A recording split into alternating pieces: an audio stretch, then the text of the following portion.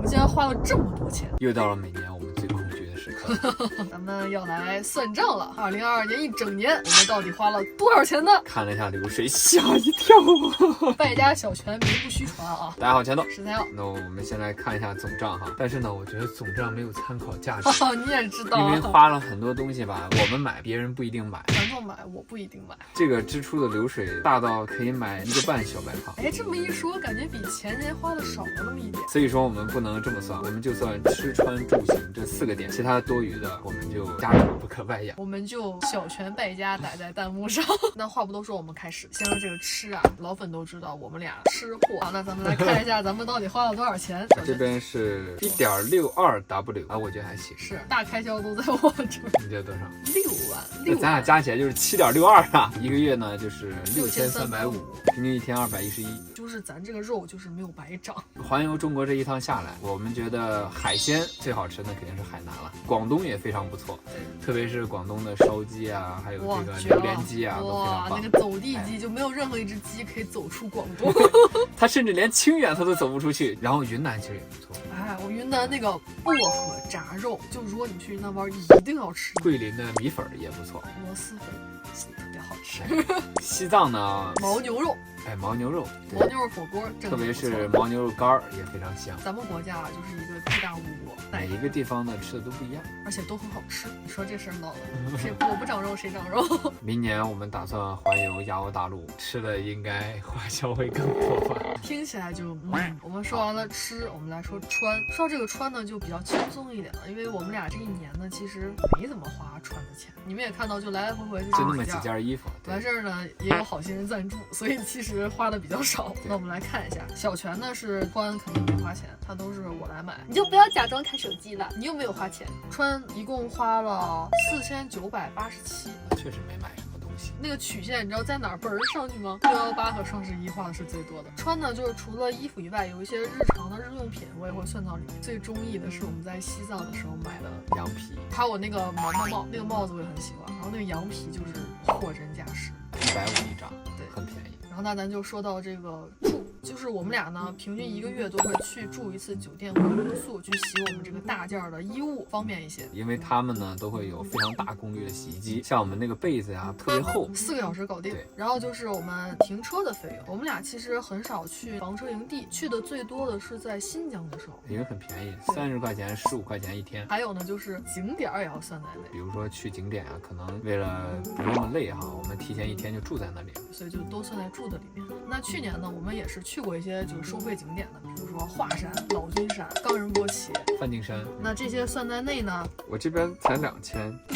那我们住其实1年没怎么花，大多住在房车里面。出去花钱的这个住是哪个比较印象深刻呢？桂林算一个吧，它那景色很好，住在那边感觉非常的美。十里画廊，对，那里很漂亮，那里收费我记得是130。那你觉得哪里会比较印象深刻呢？冈仁波齐大本营，就是我们俩住在那个海拔本身很高，然后他住在那里呢，他1晚上80。然后你不在房车营地是免费的。然后我们住那房车营地呢是有水有电嘛，然后方便，我们俩就住在那儿，晚上还吃了一顿排骨。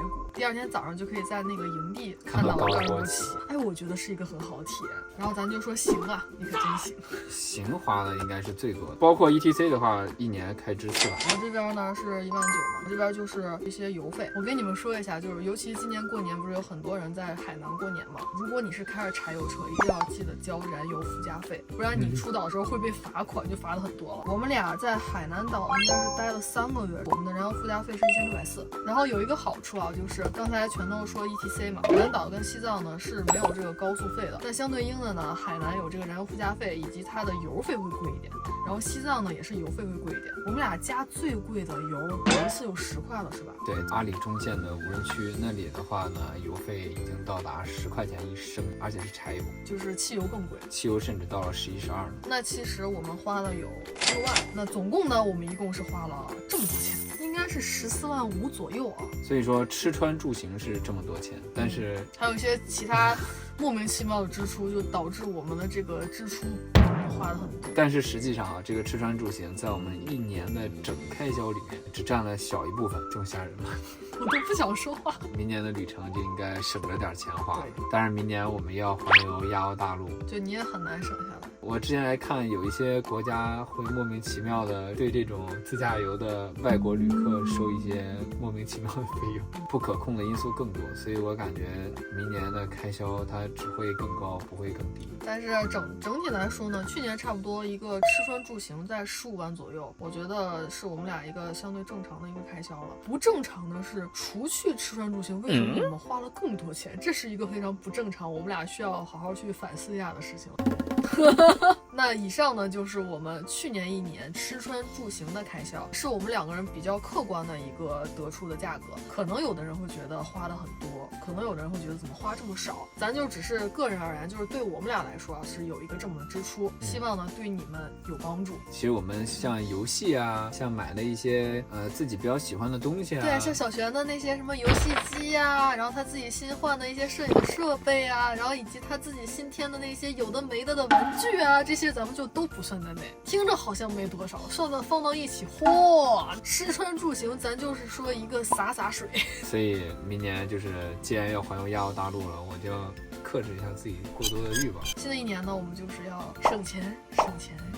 所以明年开始往国外走的时候，每一笔账都要记一下啊，要合理的规划一下。对，我们时不时的把它抛出来给大家看一看，让我们的观众云算账。云旅行的时候呢，顺便云把关一下。每个国家我们花了多少钱，到时候都跟大家说一下。我们是比较希望一个国家能待3个月的，但是这个东西都要提前做功课，做不好功课，可能你只能待15天。所以说一定要做功课，然后签证啊、申根啊这些东西都要弄明白了。总之就是青山不改，绿水长流，关注我们，一起开始亚欧大陆之旅，拜拜。